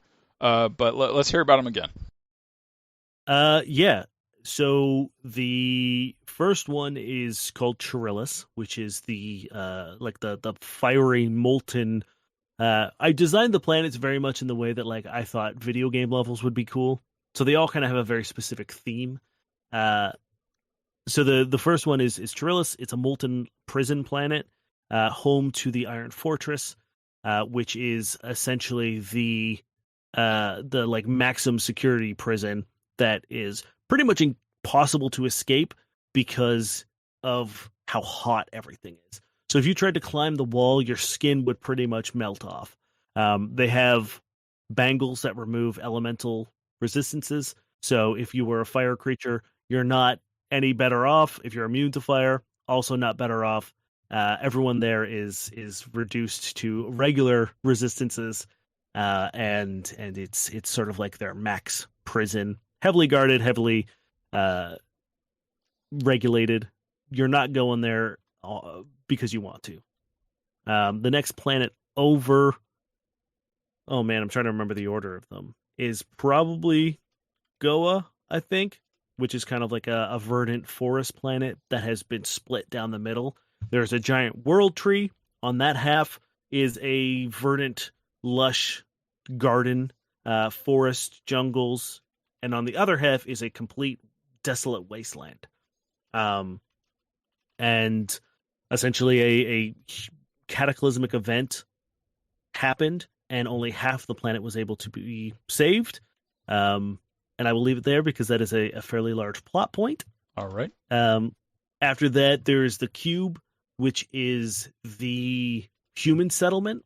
Right. The starships that they were given by the Val'ai, one of the main selling features was they were able to seamlessly connect with one another. And that was how humanity sort of like left Earth, where some people left in their own ships, other people banded their ships together. So like whole cities, countries, communities left together. And then once they arrived to the coordinates that the Val'ai had given them, they were just like, okay, well, let's pool our resources, let's group up, let's figure out our next steps. And they eventually just made a giant cube out of all their ships. And it got to the point where they kind of got comfortable. They set up trade, they set up shops and homes. And so the cube is made up of like these layers of these ships. And as you get further to the outside, they're the more transient ships, the people who are traders and shops and travelers. They kind of come and go. But as you get closer into the center, those are the people who are there for the long haul. That's where all sort of like the established businesses, the government buildings, the permanent homes. And that's like where the humans are. There's also Surth, which is short for Second Earth, which is all the people who didn't love the idea of sort of the let's all work together motto of the cube. A lot of people who were like, no, we didn't do anything wrong on Earth. It was everyone else's fault, not ours. They went and started Surth, which, as you can imagine, is a nightmare. It's essentially a giant casino planet set up into 3 different tiers. There's the Midnight Bazaar, which is the sort of like lowest tier where the travelers and tourists go. Casinos, arcades, bars, theaters, everything you could want down there.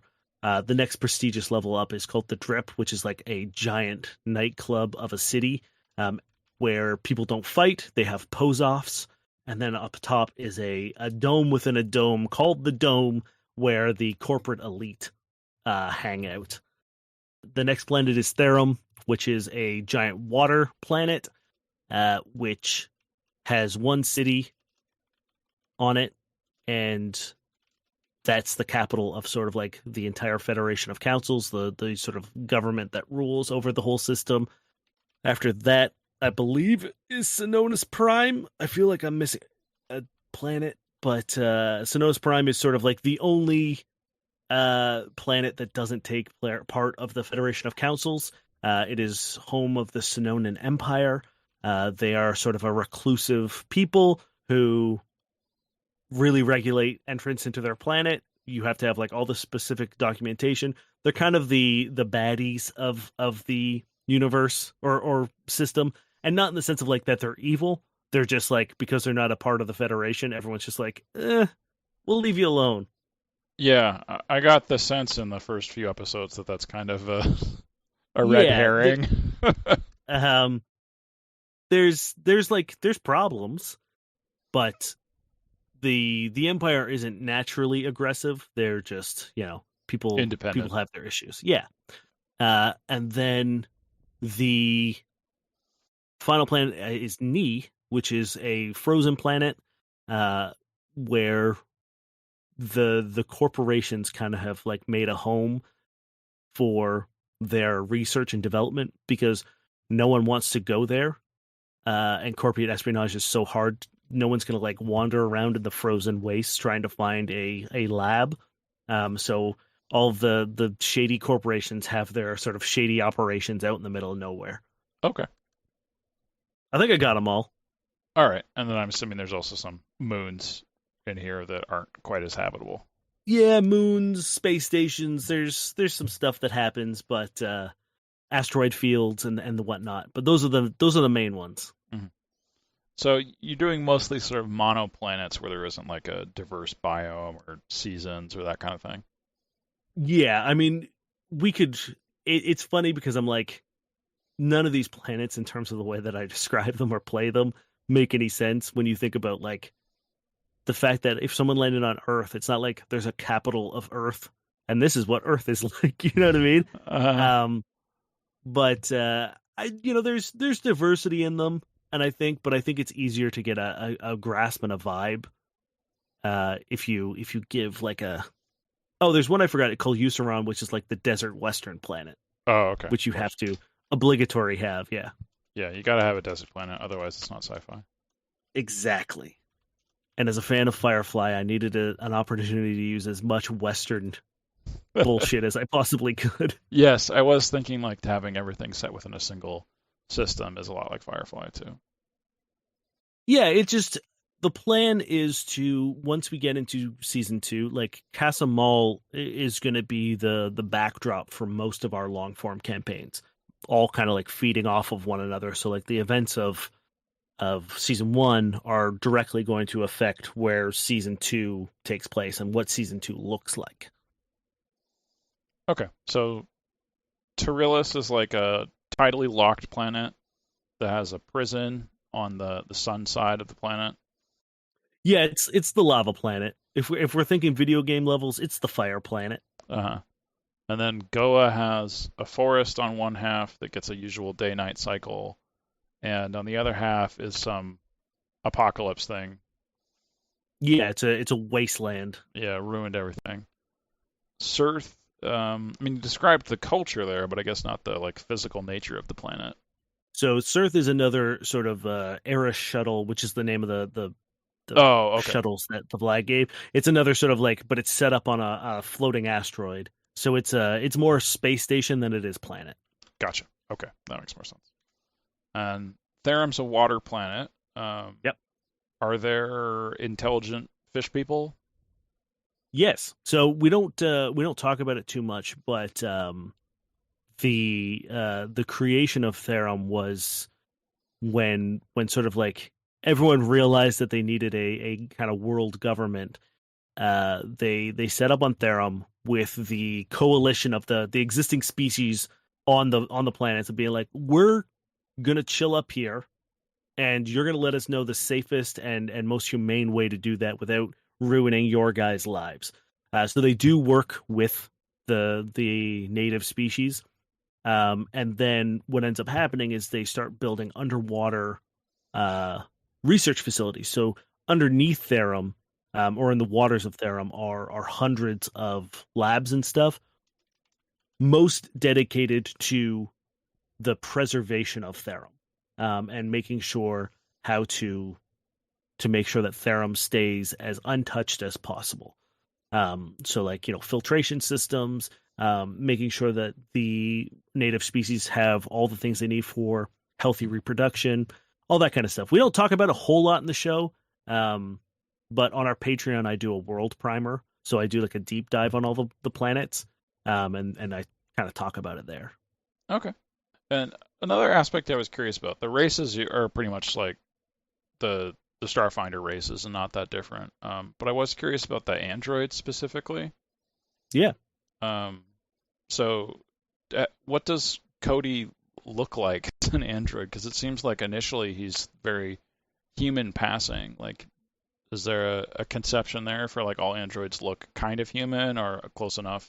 Yeah, so Cody is a unique case because of the nature of like his story. Mm-hmm. But yeah, he's very much like, if you looked at him, you probably wouldn't know he's an android. But there are several times where like we talk about sort of like if his shirt gets ripped, you see how sort of shoddy his construction is because he was made by a child. Yeah. So his actual like inner workings are quite lame. Like they're like kind of a mess, but he looks like a person.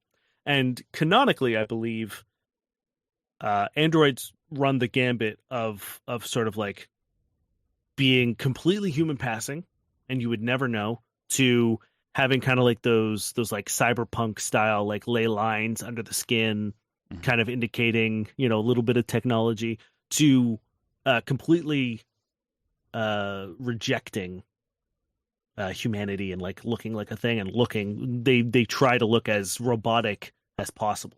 So it's kind of a full spectrum of sort of like whatever the android wants. And is there like a crossover with that, with like cyborgs, for how robotic something is? Kind of. I mean, like the idea of, I think what are they called? I mean, like cybernetics exist, biographs, and something else. Biotech and magitech, I think, are the three sort of like technological advancements for a person. So the way that androids are made is that they're created, like they're produced, Right. but then a soul kind of takes over them, and then when they just kind of like, the soul, after every, I think it's like 100 or 200 years, the soul's just like, okay, I've had my fun, bye, and then leaves to allow another soul to take its place. Huh. Okay. Yeah, I was curious about the soul aspect of it, because that's kind of how most of the golems within Pathfinder work, is there's a soul bound to the golem that's animating it. Yeah. So androids are full functioning sentient people, just like a human or a dwarf or an elf. Like they're just as much a real person. They're not a like computer come to life. Okay, so it's the creator builds a home for a soul, and then it just pops along.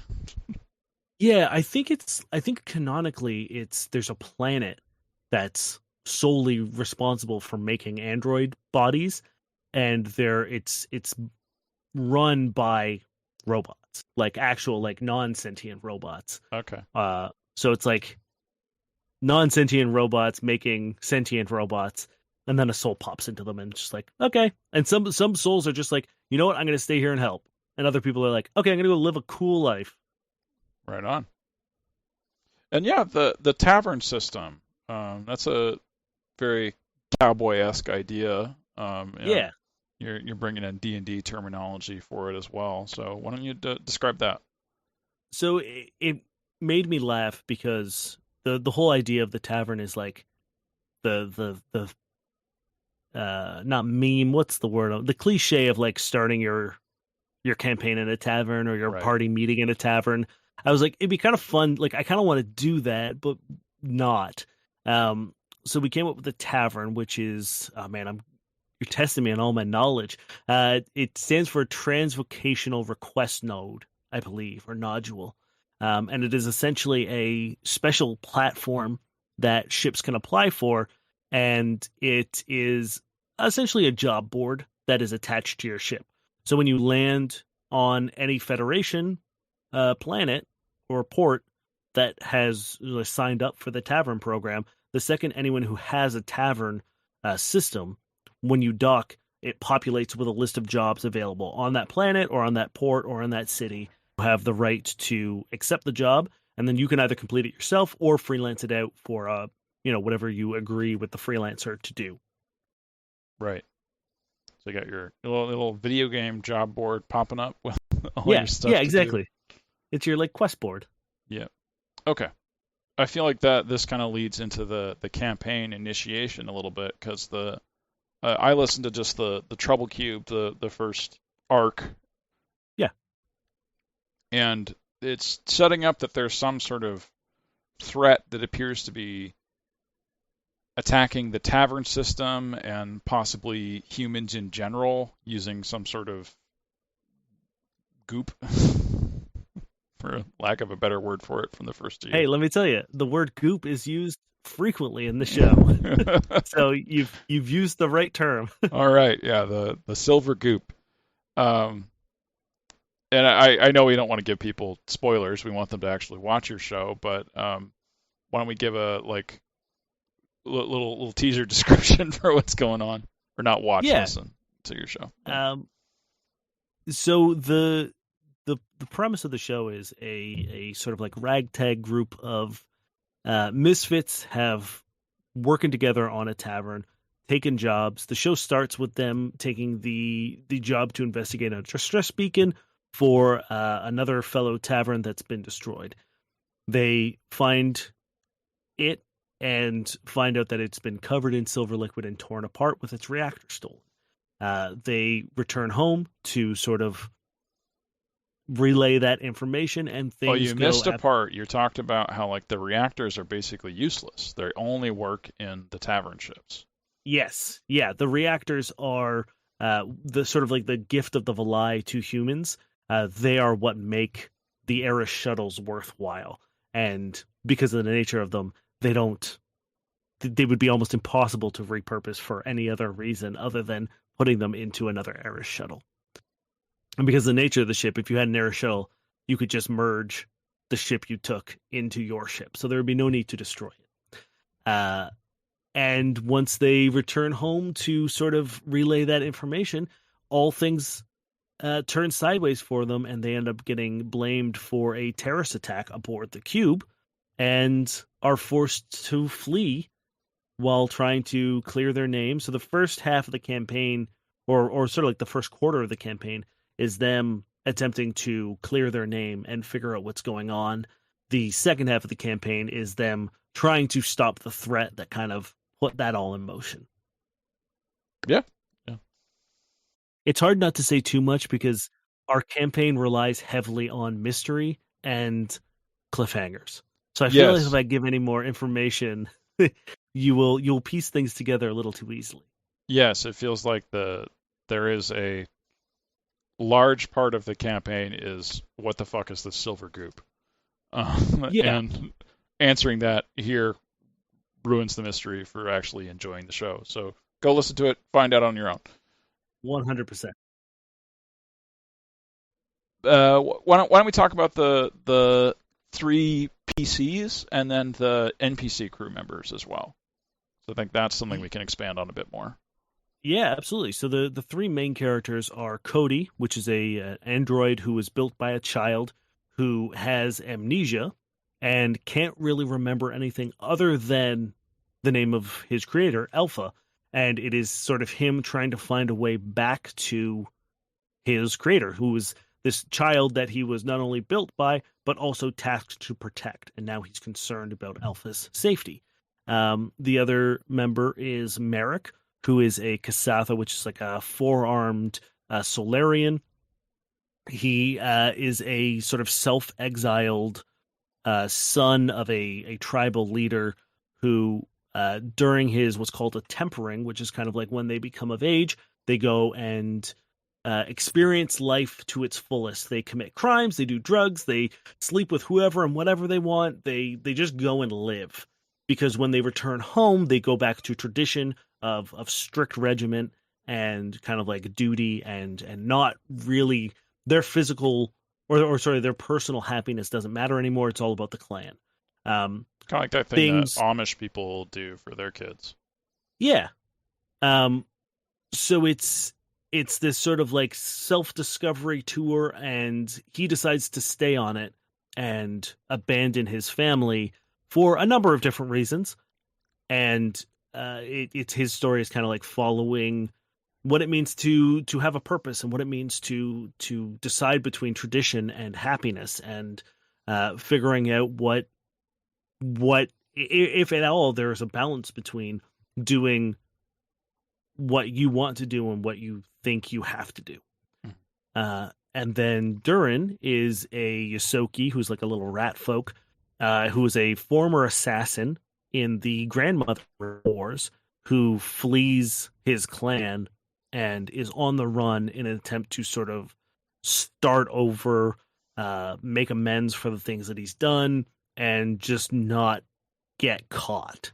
So he's a guy that a lot of mystery, a lot of regret, a lot of guilt, and his story focuses on not letting your past actions define who you can be and who you can become. It's cool that you actually have these, like, this is what their story arc is, now that you're actually complete with the campaign. Yeah, it's funny, because when I sat down with them and we worked on the characters together, I was like, oh, it's really cool, because here's you guys have given me these characters, and I was like, what? Like Cody is the heart, and Durin is the soul, and Merrick is the mind, and I was like, that's kind of like how I always saw them, and I never sort of projected anything that way, but I was like, this is kind of a cool like thing I can think of when I start developing the stories, and it just kind of like the way that it rolled out and the way that they played the characters, it really kind of kept reinforcing itself, and I was like, oh, this is cool. This is such a neat thing I get to play with without telling anyone that I'm doing it. Mm-hmm. But it ended up coming to the point where like people started saying that. Like we actually had someone in the Discord actually like use that phrase of being like, Cody's the heart, Merrick's the mind, Durin's the soul, and I was like, we did it. Like you got it. So that was really cool. I think it's also interesting that none of them are humans on what is supposed to be like a human ship. Yeah. There really is only one human on the crew at the start of the show. So the crew that is on the ship at the beginning of the show is Victor Benson, just a human. He's kind of like your typical gruff human middle-aged captain. Then you have Satir, who is the speaking impaired pilot, who is a Vesk, which is like a big lizard dude. Mm-hmm. There's Query, who is a witch warper, and a Lashunta, which is kind of like a blue or like lilac skinned, kind of like Mantis from Guardians of the Galaxy. They have like those little antennas, Mm-hmm. and they kind of replace the elves in this world in the sense of like everyone finds them real sexy. They're kind of like the hot race. Okay. Yeah, like everyone is just like really horny for Lashuntas. Okay. Yeah, I feel like that the blue people in Mass Effect were kind of portrayed that way as well. Yes, yeah, exactly. And then Quip, who is sort of like her best friend. It's like Quip and Query are like the duo, and he's another Yosoki mechanic. Okay. And Yusoki are the rat people. Little rat people, yeah. Okay. And they go on in true sort of like spacefaring adventure. They go on and meet new people and join the crew, but I don't want to spoil that too much. We've talked about a few of them, like Jenny, but they come across during their adventures. They meet new and exciting people that they add to the crew. I feel like maybe this is also your impression from playing the Starfinder system, but I feel like Pathfinder and Starfinder both encourage like adopting NPCs that way. Yeah. There's always like a home base within the adventure paths where in Pathfinder where like the NPCs hang out and they do like the sort of mundane keeping the lights on tasks while the PCs go out and do the adventure stuff to deal with problems, and they come back home and there's a bowl of soup ready for them and the laundry's done, metaphorically. That's kind of like the nice thing about the NPCs that join the crew and that are on the crew is that like we never have to like repair the ship. That's just an NPC, because I think mechanically it can be fun if you're playing in a home game, but I don't think as an audience that kind of like nuts and bolts mechanics are fun to listen to. Mm-hmm. Which is why we do our level ups in like a little offshoot episode like you don't have to listen to. So if you don't care about the crunch or the mechanics, you don't have to listen to it. It doesn't bog down the episodes. And I feel the same way about like kind of the mundane day-to-day upkeep stuff for characters and mechanics and stuff like that. I don't think they're necessarily exciting to listen to. So we kind of just hand wave. It's usually just like, oh yeah, well you were off, they fixed the ship, or well you were off, they did this. And there are times where the crew members, especially towards the end of the show, where the crew members become kind of integral to going on the missions with the PCs, and it's always kind of fun for me to figure out, because I never want to roll for or like NPCs. I never want to be like, now it's their turn, because that ends up just being like me rolling and playing against myself for however many turns. Like if there's 2 NPCs and 5 enemies, that's 5 people that I'm playing, and I think that sucks. I definitely noticed that in the initial Trouble Cubed arc, where the NPCs in the first episode, it's kind of like a demonstration of their power, where they come in and immediately nullify whatever the problem is. Yeah. And then later on in that arc, the captain is like fighting stuff in the background and using his like bardic equivalent encouragement power to boost the PCs, but not anything like active for the fight that they're in.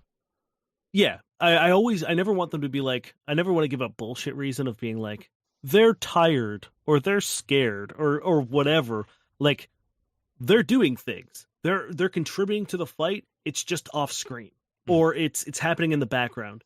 Like the first boss fight that the boys get into, he's fighting like 7 dudes while they fight one. And that's just being like, he's the cool captain. He's a badass. He's strong. He can handle that. He's making sure that you guys can deal with this one threat while he deals with all the others. And it gives the boys an opportunity to shine and fight, while also, you know, giving the captain his due and being like, yeah, look, he's cool, without being like, cool, he's gonna roll in and fight this boss with you, and he's gonna roll, you know, so much more damage than you, and he's gonna do all this, because like, that's not fun for the PCs. Like, they want to feel like heroes, so it gives them a moment to be heroes while there's a narrative reason that the captain isn't doing it all for them. Right. And like we just did a thing where one of the fights, there's an NPC with them, and she's kind of providing cover fire from a ranged position, and instead of her rolling attacks, she could provide X amount of benefits at the start of every round. So they'd be like, okay, do you want her to pin them down so they can't move? Do you want her to target their AC, or do you want them to like target their attack powers? And so at the start of every round, they'll be like, okay, we want her to make sure he doesn't move from this position. Great. That's what she's doing. And then it's just like, it gives them a little bit of a new mechanic to play with, and it also stops me from rolling like 400 dice. Right.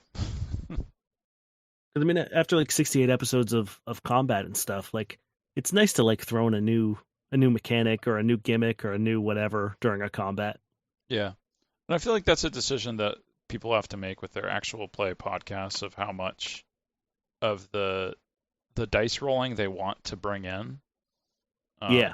Because some of it can end up being sort of uninteresting. Like I rolled an 8 and I have a +5, and I have that +1 from something else, so it adds up to 14. Maybe isn't as interesting as just cutting that section and including like the narrative description of what they did. Yeah, we get a lot of comments being like, you guys are so good at math. And I was like, oh, we're terrible at it. I'm just cutting out like 45 seconds of Ryan counting. Because I'm like, that's not fun to listen to. And it's also embarrassing for all of us when we're like, 8 + 5 is... like, we don't need to hear that. So yeah, it's like, I cut out one, I hate the sound of dice on mic. Mm-hmm. I don't think it sounds good. And especially, I wouldn't mind it if all of our dice rolls sounded the same, but they all sound different. And especially mine, the way that my dice tray sounds, it literally just sounds like I'm dropping a book on my desk. So it sounds terrible. So I cut out mic or dice rolls, and then I usually, when they say like, I'm going to roll an attack roll, I got a this. That's usually how I edit it, despite the fact that there's a lot that happens in between it. Combat heavy episodes, I usually cut out almost like half an hour of excess stuff. Yeah, I was gonna say it's there's probably a lot that ends up cut out because it's just not interesting to include it necessarily. Like, sometimes that kind of stuff is interesting, like nat 20s, nat 1s are always fun to include and have those be part of it, but the rest of it, it's kind of just, it hits or it misses. Let's move on to what that effect is within the narrative. Exactly.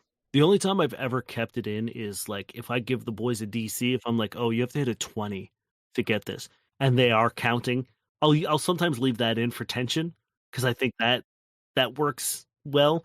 But sometimes it's one of those things where I'm just like, yeah, let's go. One, it's less editing for me to do. I can just cut out like 30 seconds. It's like, toss it. I don't have to worry about it. And like you said, it's just not interesting. Yeah. And we're all doing little bits of that. Like earlier, we were talking about editing out silences as yeah, that's something we don't necessarily want to dwell on and have a 15-second silence before someone thinks of, like, you ask Niall what Cody's doing, and he's bringing all the information in his head, and it takes him 10 seconds to come up with something, which in a actual, like, for where you're experiencing that in real time, doesn't feel like he's taking a very long time to think of what he's doing. But as a listener, that can feel agonizing. Oh yeah. One of my biggest pet peeves for actual plays is, and I feel like it happens a lot when it's also a video stream, because like you said, like when you're watching it, there could be any number of things. There's facial reactions, there's stuff to look at, but when there's nothing to look at, it's like you said, like a 10-second pause. If there's 10 seconds of silence on your podcast, it's dead in the water. I think that is like a cardinal sin. Unless there is a big reason, and there's a musical cue or something happening that you need that 10 seconds of silence. It's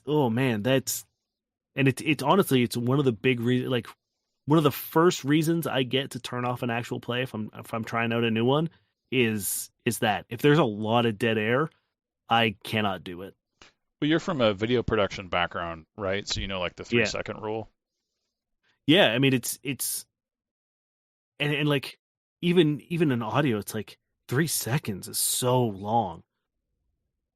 Yeah, my editing, I usually cut it down to 2 seconds, 2-second pauses most of the time. Yeah, and like I said, like there could be performance reasons for a big delay, and that's fine. But you need to listen to it from like a listener's perspective. And if I'm ever not sure, I close my eyes and I listen to it, and I'm like, if I'm bored and I know it's too long, if I'm like, all right, where is it? Come on. Well, I think you have to be. I think what you're trying to do, like, from a professional level, is for those long pauses. Sometimes they are important to include, like you said, but on a very highly produced, very well produced, I should say, but yeah, highly produced, where you have the time to add in like musical stuff. Mm-hmm. So if there's like a tense moment where someone's trying to make up their mind about some difficult decision, then you're going to bring in some, like, squeaky guitar string noise. I'm not quite sure what the instrument is, but the one from Psycho, to increase the tension, just like audibly, if you can. And then that 10-second pause where he's making up his mind, you can feel the tension through that sound. Yeah. But then you have to actually do that, and that's more work as an editor, and yeah, sometimes you just don't want to do that. So you just cut it down to 2 seconds. Yep. Man, there's a lot of cool uses of silence that I've seen in films, but it's often filmmakers are scared of using silence. And it like, that's a different medium, because podcasting, like, silence means nothing, whereas in films you can have a whole lot going on screen, like you were saying. Yeah. The visuals. But it feels like a lot of modern filmmakers always want to add music to a scene, when sometimes just having a character, usually for sad scenes, they'll bring in some like sad violin sound. 100%. Like it's such a cheat code to be like, you're supposed to be sad now because the music is sad. Yeah, and it works, but I also feel like another way to make that work would be to traumatize your actors so that they're actually acting sad enough that I'm scared of them and embarrassed for them, instead of necessarily feeling the same emotions they're feeling. Oh yeah, like it depends on the scene, but yeah, the saddest stuff is like the ones where it's like it's just a person, and you can hear like every sniffle, every like breath, the same thing with like fight scenes where there's no music and it's just like it's dead silent and it just sounds real. Like those are the ones where you're just like, damn, oh, okay, all right. Like, I like that you put sounds real, because like all of those sounds are usually added in post. Yeah, but like sometimes, like I'm trying to remember the movie right now, but there's a movie that cannot remember the name of. I can see it, and there's a scene in like it's like a motel room, and there's none of that like shitty like sounds effect, like slap sounds that they put in on fight scenes. It's just kind of like cloth rustling, and it's like that's kind of the audio you get and like maybe every now and then like a real dense wet hit, and that's like that's it. And it's like it's so visceral and so real and so scary that. And it's like it's not flashy either. Like it's a lot of like tumbling and a lot of grappling, and that's like kind of what most fights devolve into, anyways. It's just like it would have sucked if there was music to it, right? Like it would have seemed so nothing if there was music to it, because there isn't. Even still, like I think it's the scene where Buffy's mom dies. I think that like I don't think they put music on that either, and that's such a powerful scene because of it. Whereas like it probably would have been very cheesy if they put music over it. I think that's like a special part of that is that that's at the end of the episode, and it just cuts to the credits without the music for the credits for that episode. Yeah, and it's like the silence works so well there. Yeah, but again, visual. If we're just dealing with audio, silence is very rarely your friend. I think. Well, there are visual components to that, but that also has like Buffy like freaking out in it. Like it's not just visual. But yes, it like her, mom, wake up, mom, what's wrong? Like that. I don't remember the exact lines, but yeah. Man, it's been a while since I watched that. I forgot about that scene. That was a pandemic rewatch for me. It's a good one for that. I've got the whole DVD set that I can pull out and get working again. Yeah. Well, anything that else you want to talk about for No Quest for the Wicked? I don't think so. I think we talked about a lot, both about No Quest and about Fast and the Furious. Yeah. Well, I usually end on like asking for some advice for DMs. I feel like you already gave that earlier on, but you want to reiterate it a little bit here? I think the golden rule for me, and I think I did talk about it very briefly, is like running a session is like there's people much smarter than me and much better than me at it who've given lots of advice. But I think if you're going to run a session, or if you're going to run a game for your friends, or for people doing, for a charity event or a live stream or an actual play, the two most important things, and I will die on this hill, is that everyone at your table feels safe and everyone at your table has fun. If those two things are not true, I think that is the only time you could really fail as a game master, because we're not perfect. We're going to make mistakes. We're going to forget rules. We're going to do math wrong. We're going to flub rolls. We're going to forget NPC names. Like all that stuff, that doesn't matter. But if your players don't feel safe, or if they're not having fun, then that's literally the only time you can fail. So make that your priority, and I guarantee you that everything else is going to fall into place, because it doesn't matter if you forgot a rule or did the math wrong on something, or said a name funny. None of that matters if your players are having a good time.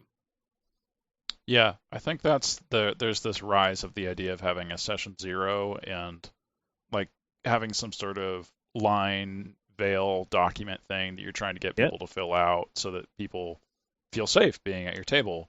Like you're trying to tell stories, and they can get complicated and weird, and because we're playing games that pretty much by necessity have violence as part of them, you want to make sure that that's not something that's going to upset people by experiencing it. Yeah, look into your safety tools. Talk to your player. Like session 0 is so important. Talk to your players about what level of safety they want at your table. My two go-tos are, as you mentioned, lines and veils. That's really great for things that everyone knows they aren't cool with. For example, like sexual violence will never be at my table. I don't care what we're playing. It will not be there. And that is a hard and fast rule for me for the rest of my life.